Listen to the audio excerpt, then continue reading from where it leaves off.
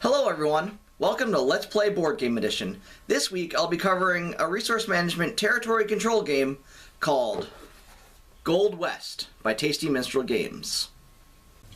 Okay, so like always, the very first thing we're going to start out with is the setup.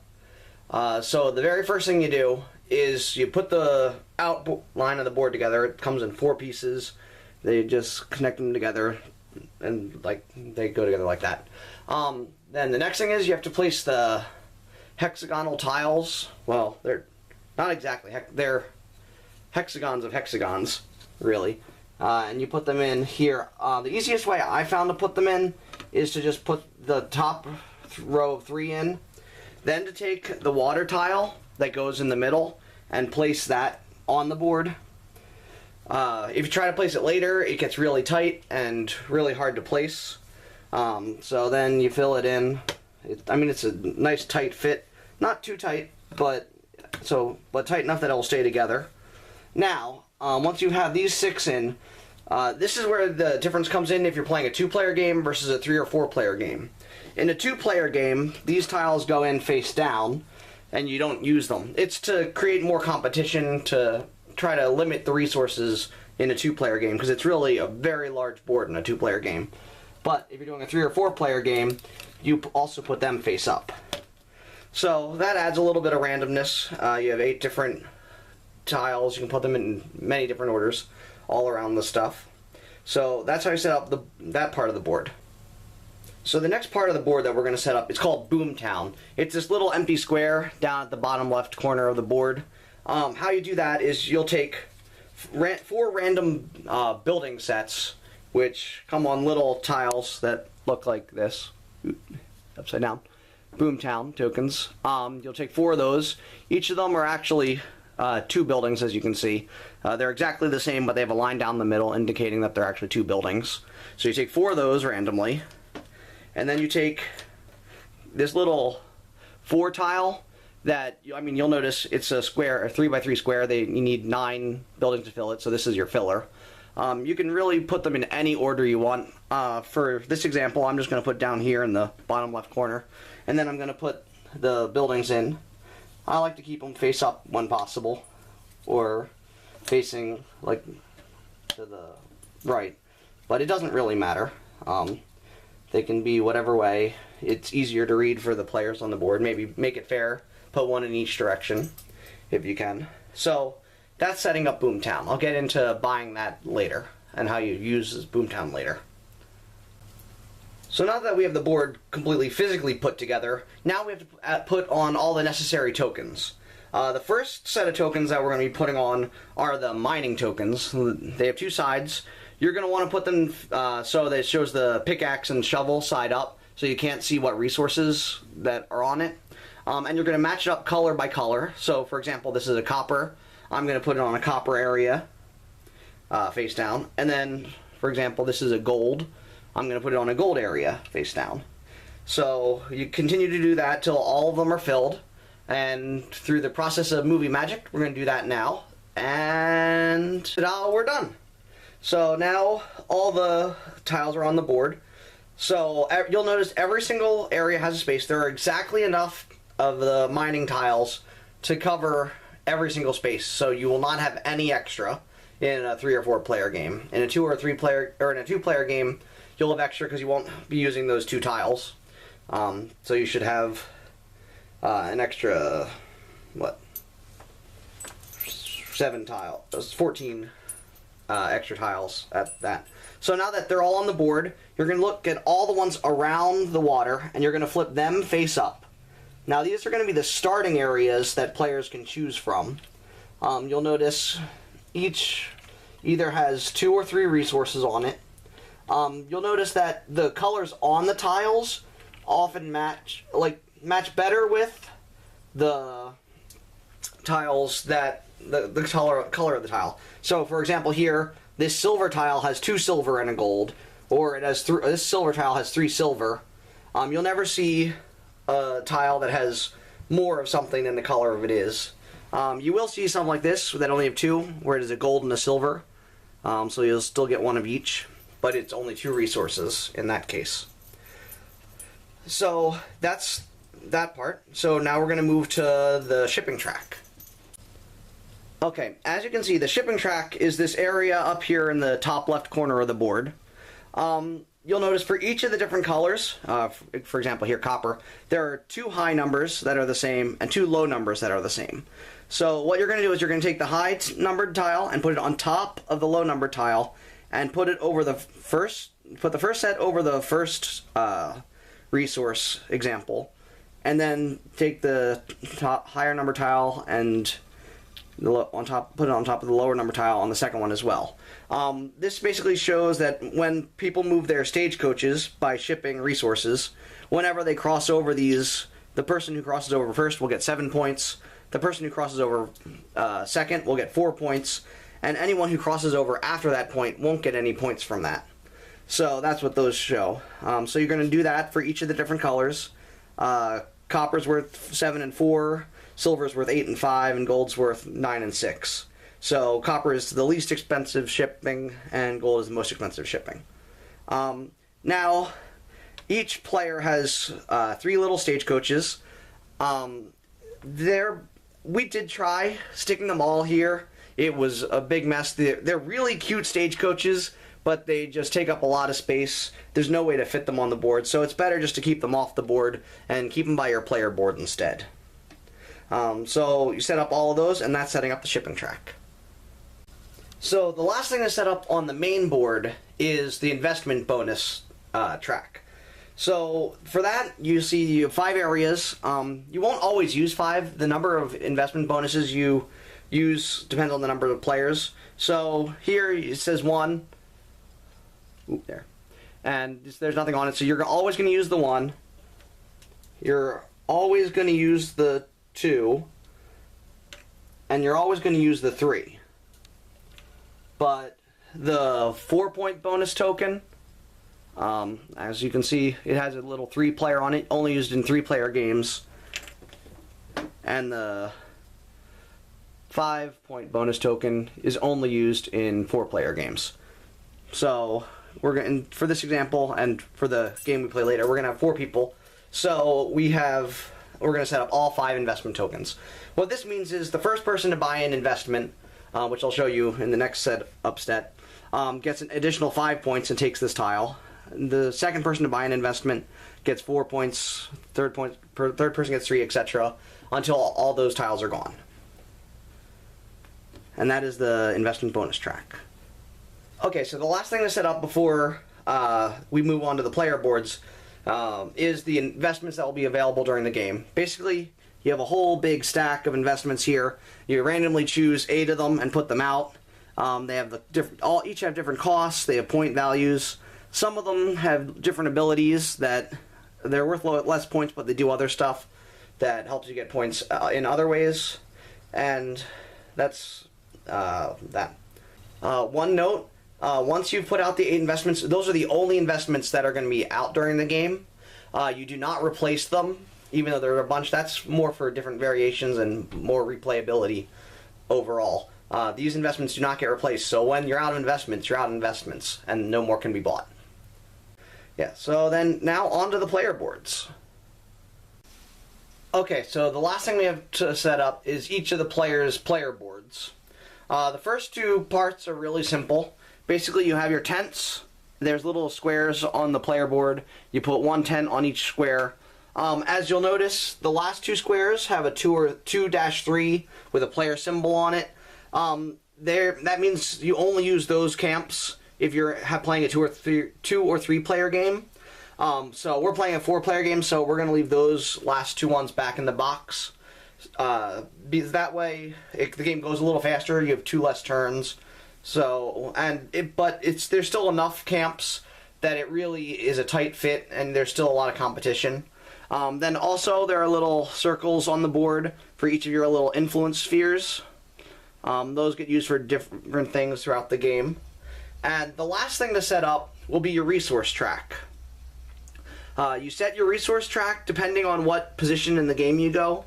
So, for example, the first player, it says 1 wood in the 0 area, and a copper and a stone in the first area.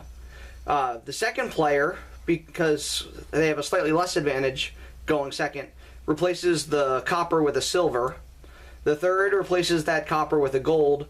And the fourth not only replaces the copper with a gold, but they also get an extra copper in the second area.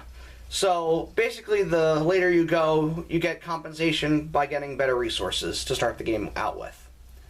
And that's the setup. So I guess we'll move on to the rules. Okay, so now that we've got the main board set up, we've got the player board set up, we have our investment set up. The very last thing to do is take your cute little pickaxe-wielding miner meeple, and everyone puts it on, or really around 0, because they're not all going to fit there. And that's the entire setup. So, now that we are set up, the game consists of 3 phases. Each player takes turns going around doing 3 phases, and then there's an end step. So, as you can see at the bottom of the player card, it says, the first phase is to activate your supply track, the second phase is to use metals, and the third phase is to build or loot. So, the first phase is pretty simple. It's by far the simplest of the 3 phases. Though it is the one that most people have the most trouble understanding what it means at first. So, when you activate your supply track, you choose one of your slots. So you either choose this whole bucket, this bucket, this bucket, or this container. And what you do is you pick up all the resources in the chosen container.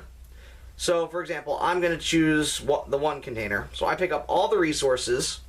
Then you place one resource in every container above the one that you chose. So I chose this one. So I picked up all these. I have to place one in this container because it's above it. And then I'll get to keep whatever's left and use it for the turn. So I picked up a copper and a stone. So what I can do here is I can either put the copper in here, and then I'll have a stone left over for building a camp in the third step, the third phase, or I can go do the opposite, and I can put the stone in the first container, and then I'll have a copper left over for use in the use metals, which is the second phase. So that's activating your supply track. The one thing you really need to understand is that when you activate an area, you choose everything in one area. You don't leave anything behind. You must pick it all up, and then you must leave one in everything above it.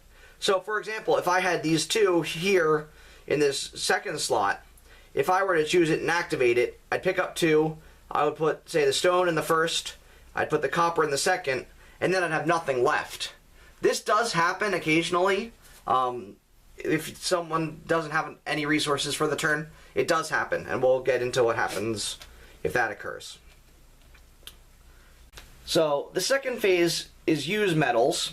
So, assuming you have any metals left over after you have activated your supply track, meaning anything that was above that landed above the board after you you picked up everything and moved everything above it. You can use metals for 3 different actions. On each turn, you may buy 1 investment card, and only 1 investment card per turn. If you buy an investment card, the first investment is worth an extra 5 points if you're playing a 4-player game, 4 points if you're playing a 3-player game, or 3 if you're playing a 2-player game, depending on what tiles get used, as I had mentioned. So let's say I were to buy this one here worth 11 points. Not only would I get 11 points, but if I'm playing a 4-player game, I would also get this 5-point tile, scoring 16 points. Now, what you really need to remember is you can only buy 1 investment per turn, so you have to plan accordingly. It doesn't really make any sense to plan to have enough metals to buy 2 because you're not able to buy 2. The second action you can do, also you can do once per turn, is buy an influence in a store in Boomtown. Each of these little squares count as a building. And how you know what to pay for the building is basically you pay the coordinates for the building. So this 4 here is, 1 copper and a copper. So it'll be 2 copper for here. But this building next door would be a silver and a copper. This one in the top corner, as you can see, would also be a gold and a gold. And that is something that you can only do once per turn. once you buy an area in Boomtown, you mark it by taking one of your influence spheres off your player board and say, I've paid 2 gold. I would say that I've claimed that store, and they don't really have any effects during the game, but they're different. They give different bonuses to the final score at the end of the game, depending on what conditions are specified. The third and last way to spend medals on your turn is through the supply track. This is unlike the other two. This you can do an unlimited number of times on a turn. You can pay as many times as you want. So, for example, if I were to pay 1 copper, I would move my Stagecoach to the first spot. If I were to pay 2 copper, I'd move it here. 3, I would move it to the third spot. Now, once I pay that 4th copper, you skip over this area, because it's not actually a spot, and the first person to do it takes the 7-point tile and immediately scores 7 points. Now, say, if someone were ahead of me, and I were to get across the second time, I would get the 4-point tile. Now, 3rd and 4th place don't get anything for crossing that, because there are no point tiles left. Now, while you score these immediately, you always want to keep them by you, because there are buildings in Boomtown that matter with the number of tokens you have or the specific types of tokens that you have. So while you score them immediately, you want to make sure you keep track of what you got. And that's all. You can spend as many medals as you want in the supply track per turn. You can spend as many different kinds of medals in the supply track per turn. So, for example, if I spent 4 copper and 1 gold, I would move my first Stagecoach, claiming the 7-point tile, and I would move my second one just up to the first gold area. And that's the spending medals phase. One last thing I forgot to mention is that whenever you move your Stagecoach across one of these thick black lines, you get 2 and 3 points respectively. That's all players that pass that. It's not like the points tokens where it's only first and second. It's any time a player's Stagecoach passes that line. And it happens for each thing individually. So if your Stagecoach passes on the copper, then another one passes on the silver, and then another one passes on the gold, you would get 6 points in total, 2 for each of the Stagecoaches. So, the third and final phase of a turn is called the build or loot phase. Whether you build or loot solely depends on what resources you have at the end of your turn. So, you've already spent all your metals, so all you should have left are wood and stone. If you have a wood or a stone, you can build a camp, indicated by 1 single tent. If you happen to be lucky enough to have a wood and a stone, you get to build a settlement instead, which is indicated by taking an influence sphere and put it under a camp. Now, where you place this camp is on any area that is flipped face up. So basically, at the start of the game, it would be any tile that is face up because it's touching the water. So let's say I'm building a settlement, and I'm going to place it here. I'll take this tile, and I'll save it for the end step, and that becomes my new settlement. Now, if I had only had a wood or a stone, I would place just the camp there, keeping the green tile for the final stage as well. Now, let's say I've gotten to that third step, and I had put the stone here, and all I had was a copper. So I spent my copper. That means I don't have any wood or stone. That means I'm forced to loot. Loot is a less desirable form because for many reasons. First of all, when in this third step, you will always place a camp somewhere on the board, either as a settlement or camp, as I had said, or if I don't have any wood or stone, I take that camp and instead I put it in the most wanted area. That's worth negative points at the end of the game for the people with the 2 most number of camps in there. -1 point for each person, for each camp, for the person who has the most, and -1 point for every 2 camps for the person who has the second most number of camps in there. So we're talking, if I have to loot, the greater the potential I'm going to get minus points at the end of the game. Also, when it also affects how we do the end step. I still get to go around and pick a tile, so I'm still going to pick the same tile, but it will affect what happens to the tile in the final step. So, okay, so I've looted this turn. So I'm going to say I built my settlement. I didn't loot. So I paid my stone. Now we move to the end step. The first thing you do is you take the resources that you see on your tile from the bank. So I get to take 3 stone, because that's what my tile says. And because I picked that tile, I then take those 3 resources and I put them in one of these areas.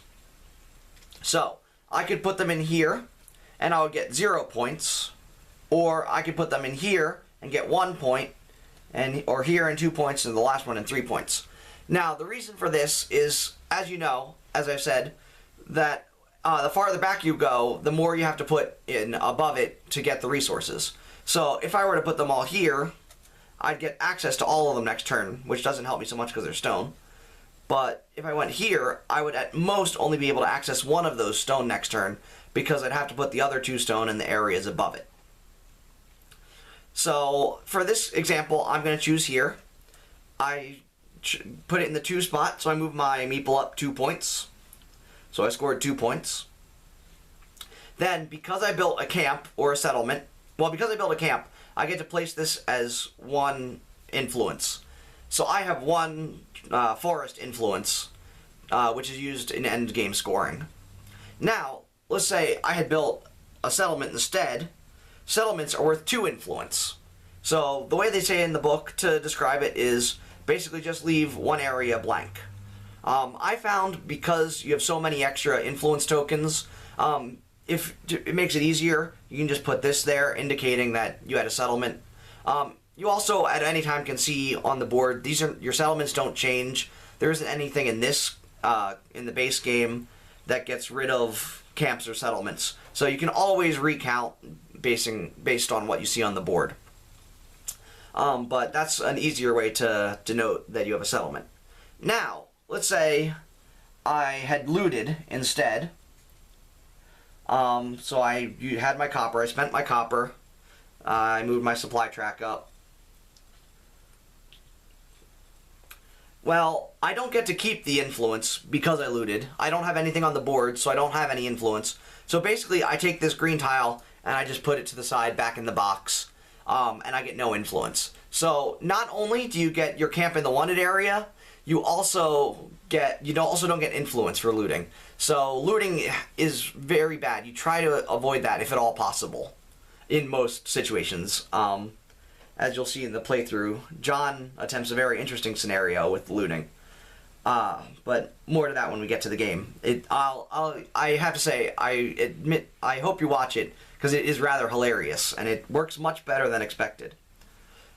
So that's the final step. Basically, each player keeps taking turns in order, just like this, until every single player has played all their camps. Because as I said, every turn you'll be playing at least 1 camp. You'll either be playing it on the board as a camp or settlement, or you'll be playing it in the wanted area because you looted.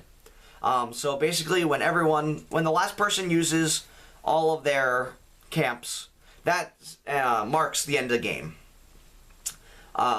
For the end of game, everyone gets 1 last turn where you activate your supply track and you spend metals.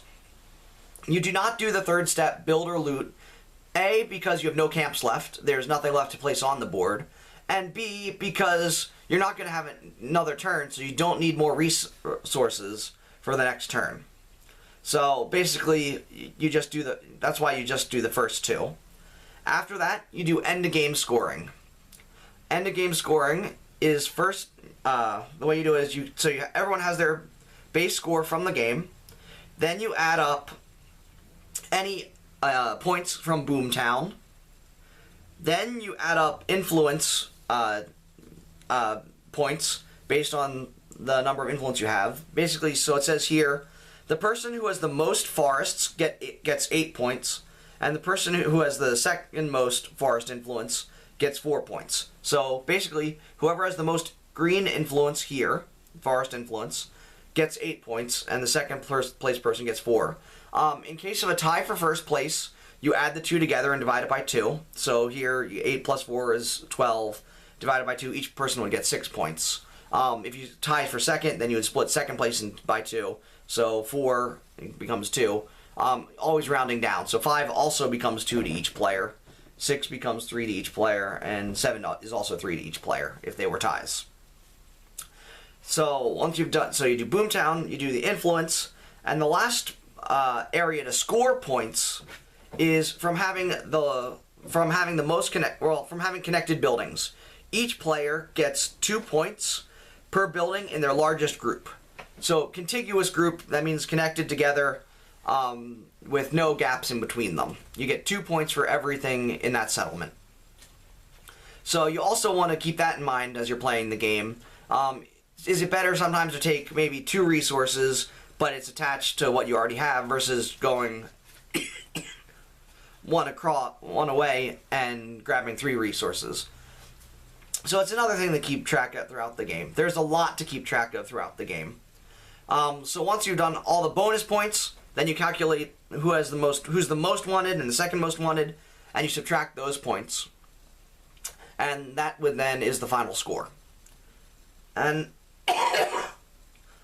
that's the game. I'll meet you back at the wall of weaponry. Well, that's all for the rules. Please remember to share, like, and subscribe, and I hope you go on to continue and watch my review as well as the playthrough. Hope to see you there.